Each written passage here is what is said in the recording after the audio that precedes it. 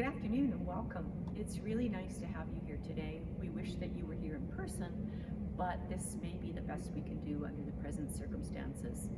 I'm here at Nickle Galleries with my colleague Christine Sowiak, Chief Curator. My name is Michele Hardy and I'm known as the other curator. And again, it's really lovely to welcome you here today. What we're going to do is offer a really brief tour of an exhibition in progress, talk a little bit about the Nickle today, and then later we're going to join you live on Zoom for some other treats and questions. But we wanted to begin today by talking about what is the Nickle, where is the Nickle, and what do we really stand for. I think it's important for students to realize that not every museum does everything. And in fact, what the Nickle does, or what the Nickle is a creative hub at the heart of the University of Calgary. We are a champion of arts-based research and experiential learning, and the Nickle is a leader and active participant in the cultural life of Calgary and Western Canada. Christine? So, I hope if this is a second year course, perhaps you haven't been to the Nickle before. And this is a hard year to get into the Nickle. But Nickle Galleries has been part of the University of Calgary since 1979. And it's rare for universities to have a gallery or museum that is as much for the community surrounding the university as it is for the students and faculty and those of us all on campus. So from its beginning, the Nickle has operated as a professional public institution like the Glenbow, like the Esker, like the Art Gallery of Alberta. And we also have alliances on campus with the Department of Art. But who are we and what do we do? The Nickle Galleries is, first of all, a collecting institution. That means we hold not one but 3 permanent collections of, we'll call it heritage objects. We have a numismatics collection, which is coins and related items related to currency. It's one of the top 5 such collections anywhere in North America. We have an impressive textile collection. And we can pan to tech. There's textiles and everything that we do here. Predominantly hand-knotted Persian carpets, although you're looking at a Belgian tapestry right now from the 18th century? No, it's earlier than that. 16th century. And we also have a collection of visual art. And there's just shy of 6,000 items in our visual art collection. And when Michele said it's important to know what museums don't do, there are parameters on all of our collections. So we have 6,000 works of art in our collection, but we have nothing from the Renaissance, we have nothing from Europe. The scope of our collection is very narrowed in to art that's made here. Art from Western Canada with a tighter focus on Calgary and Southern Alberta. And our collection is also pretty much defined by a span of time. So it's modern and contemporary art from this area. So from about the 1940s on is where we really zero in on. We do have, of course, artisan collection from other parts of Canada and the States, but our focus is here. We run probably 8 to 12 different exhibitions a year. We don't have anything on permanent display, but we rotate exhibitions about every 3 shows a year in this, our main gallery, and our 2 galleries upstairs. You know, whatever, 3 to 5 or 6 other exhibitions. And how we run our exhibitions really reflects our collections. So we have exhibitions of numismatics, we have textile exhibitions, and we have exhibitions of art. And sometimes we have exhibitions that involve all 3 of those areas. But within our exhibition schedule every year, they come to us from a variety of sources. Sometimes we borrow exhibitions from other galleries across the country, say the Mackenzie Art Gallery in Regina, or the Vancouver Art Gallery, or the National Gallery of Canada. They'll put together an exhibition and send it on the road. We also originate our own exhibitions, and this is, I think, the focus of what we do. Is as curators, we have an idea, we see if it fits within the direction of where the Nickle is going, and we work over a period of 2 to 3 years with an artist or a group of artists to bring an exhibition from the drawing board into the real space of the gallery. We also show the work of BFA and MFA students. Yeah. Do you want to say a bit about that? Yeah. The BFA Honors Program, so for those of you who wonder about the benefits of getting into the Honors Program, is you have your final year, degree in exhibition in one of the galleries upstairs, and the Master of Fine Arts candidates show their thesis exhibitions up there. So that's a relationship we have. We don't curate, we don't tell you what to do, but we certainly support all of the professional aspects that go into putting on an exhibition of your work as an artist, and coach you along the way. The other and the fourth kind of exhibition that we do is from our permanent collection. And that's what we're standing in now. And that's what we're standing in now. In fact, what we're going to take you on a very brief visual tour of is an exhibition in progress. Typically, we don't share this with the public, but because of COVID and because you're students and because you're our kind of people, we really want. Frankly, we like you. Yeah, we like you. We really want to share this with you, and it's always a tremendous learning opportunity for students. So this is the Nickle unplugged. You're going to see ladders and lifts and cords and everything, because we're still working on this exhibition. We don't know when we're going to be able to open it. Let's all hope for maybe January, but we don't know. And the exhibition is called, Christine? Okay. And I have to talk about my props, but I'll do that in a minute. This exhibition, we were looking, and certainly there are going to be numismatic and textile objects in the show and art, but I think all of us are feeling like, what's going on with 2020? When are things going to happen? How much our life has changed? So we're just kind of wondering about all of those larger questions through our selection of pieces for this show. And it's called Inside Out, Musings on Life in 2020. And this drawing by David Moore, we wanted to start with because, what are they called? Portraits? Oh, because of all the portraits that we saw, especially early on during lockdown, of families on their front doorstep. And I think that in a lot of places, sort of this was put a stop to because of the risks with COVID. But these stairs to nowhere, it speaks to me anyway of the isolation and the loneliness and even the domesticity of that so many of us have experienced over the last many months. Yes. And I think 274 months is what it feels like. 200%, that's a very specific number. I don't know, I just made it up.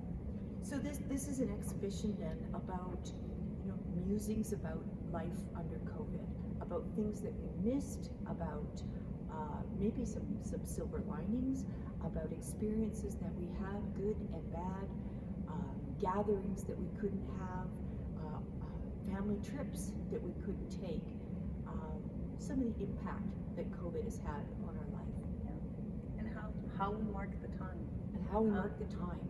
And Many of how us we have felt gather that we're just sort of information. floating.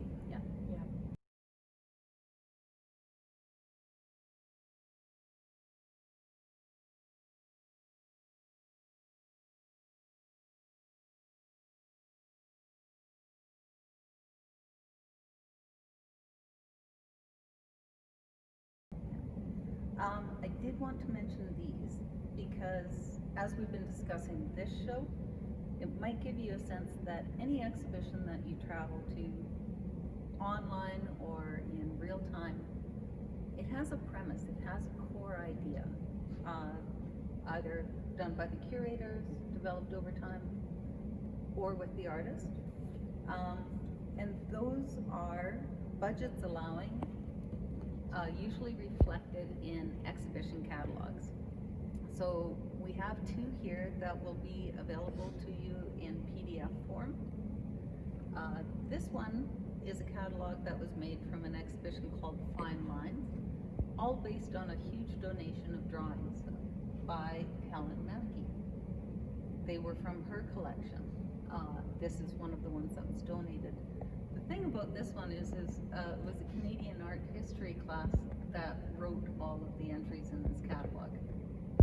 So similar to what you're doing, You might know some of these people. yeah, they got to pull works, select works from the donation, do some research, provide an analysis about the artist and the work of art.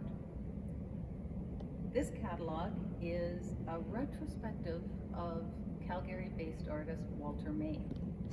And I chose this one, first of all, because it's a really lovely catalog. But the format of it, we didn't have just one essay writer. We had a selection of close to 20 different writers, each writing in depth on one work from the exhibition. So when we get to the Q&A, I've got some screenshots of this as well. So you'll have these, but it gives you a sense of one avenue for research and writing specific to exhibitions.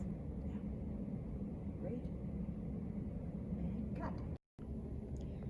Okay, I'm off camera because the artwork is far more interesting. We're just going to select maybe 4 or 5 works of art in the exhibition and talk a little bit. So what you're looking at now is a video of a video work of art, which is really meta.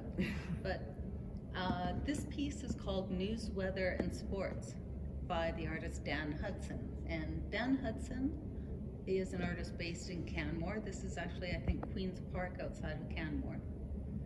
And we selected this work because it gives such a good sense of the passage of time and how we get our information and what we observe or don't. So to make this work, Dan committed a full year, and once a week would set up his camera on a tripod in the very same spot and just film for a day. And then he did a lot of post-shooting editing, and in the end came up with a 45-minute video. And in 3-minute segments, he cycles through an entire year in time lapse. So it doesn't take very long to get a sense of that you're witnessing the passing of a year in a very condensed way. The longer you watch it, the next time you see those people that are fading out now, they'll pop up further on the screen. And the soundtrack, which we have turned down right now, he recorded off the radio, News, Weather, and Sports, at the same days that he was filming. So it's both how we chronicle our own time, I think, but also how many things we're missing and places we want to go, and also how crazy busy it's been in Kananaskis and the mountains with everyone from Calgary getting out of the city and reconnecting with nature and natural elements and time. Christine, this is such a mesmerizing work, as all Dan's works are. He recently had a large piece shown at TELUS Spark Yes. as part of their reopening. Yes. 360, I think it was called. Could you say a little bit about that work? Yes. And that 360, and I think we've got an image of it that we'll show you during the question and answer period in a bit.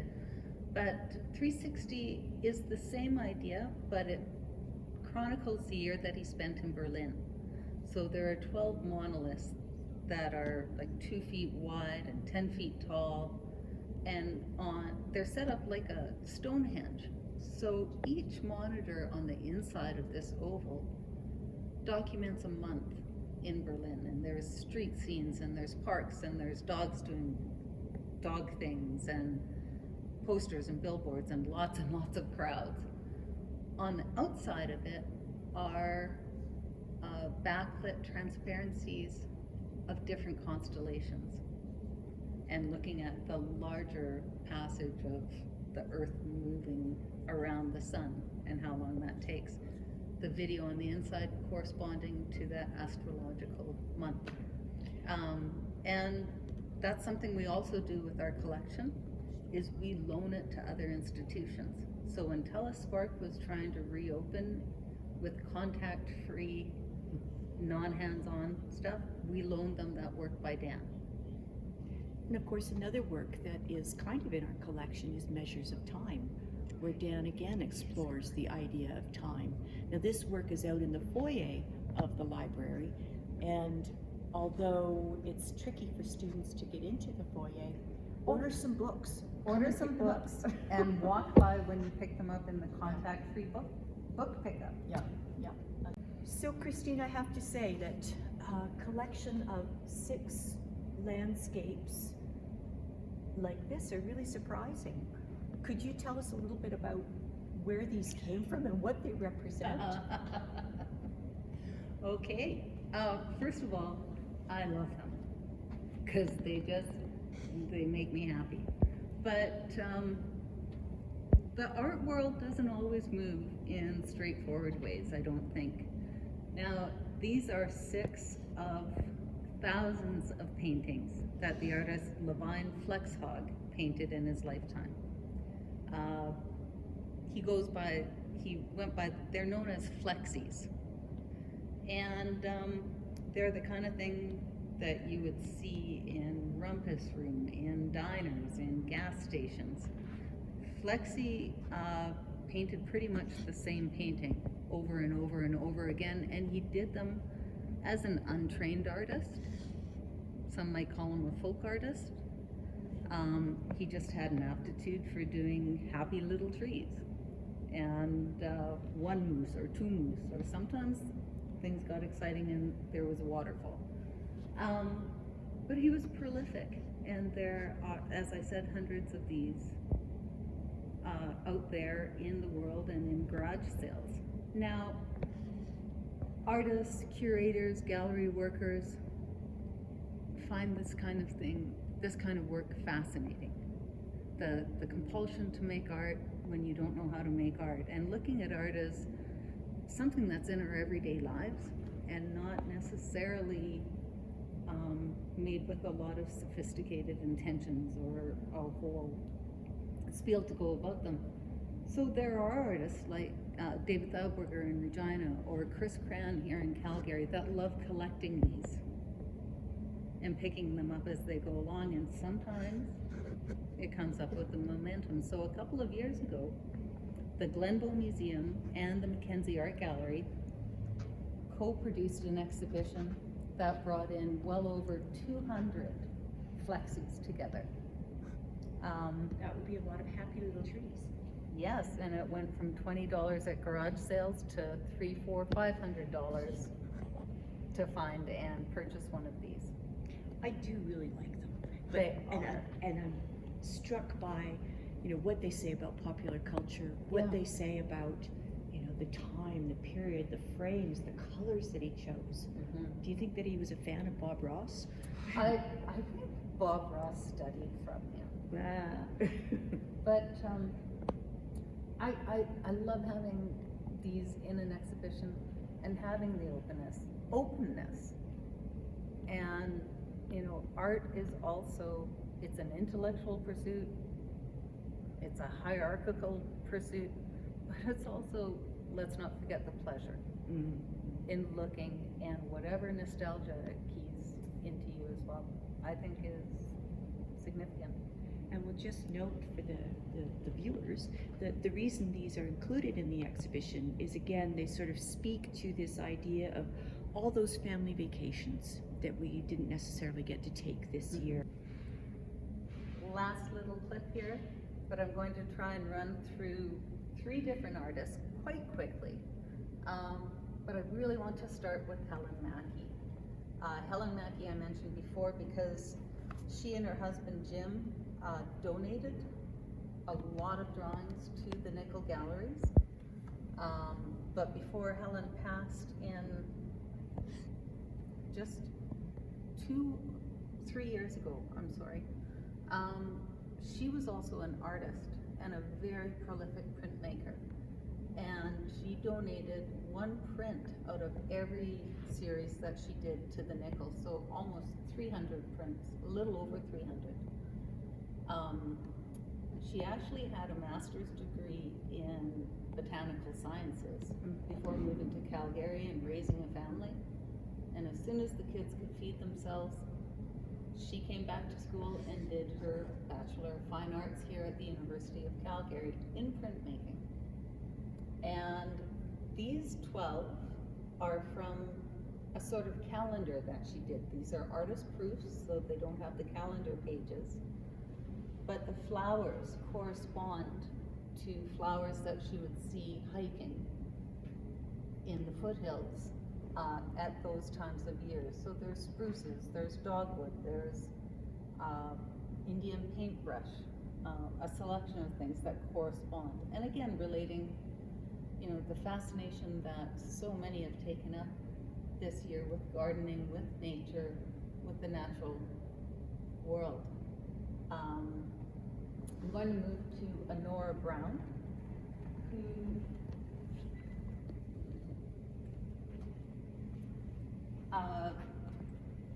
was an artist living in Lethbridge who did botanical illustrations and had this wonderful, she had that as a career but also as a passion.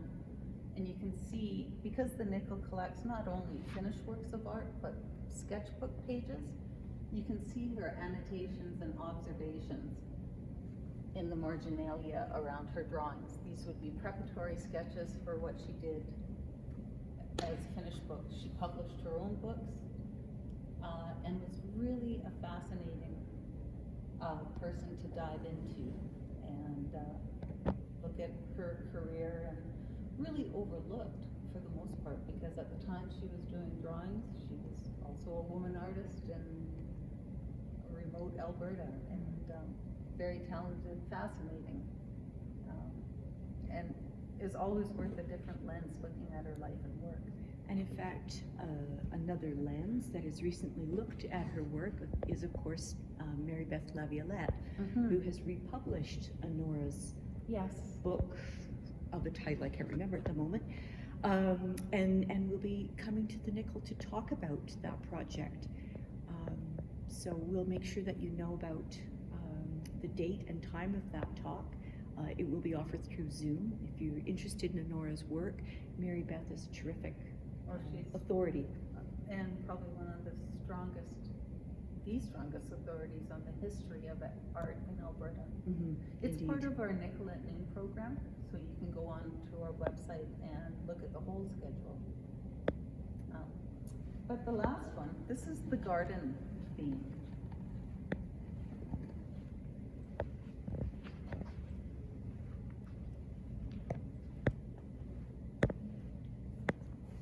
Yeah, and this, I hope John can zoom in on some of the texture, because it's a work by Alan Dunning, who was born in England, but immigrated to Canada and spent his career teaching at what used to be the Alberta College of Arts, then Alberta College of Art and Design, and now it's the Alberta University of the Arts. And this is a mixed media work. It's made out of mulch and compost and leaves and a whole lot of Roplex and little bits of text ripped from headlines. The piece is called Garden, but it has a political message embedded within the idea of a garden. And again, just like Dan Hudson's work, we can kind of bookend. It mashes our world together with how we get our information and what we do with it.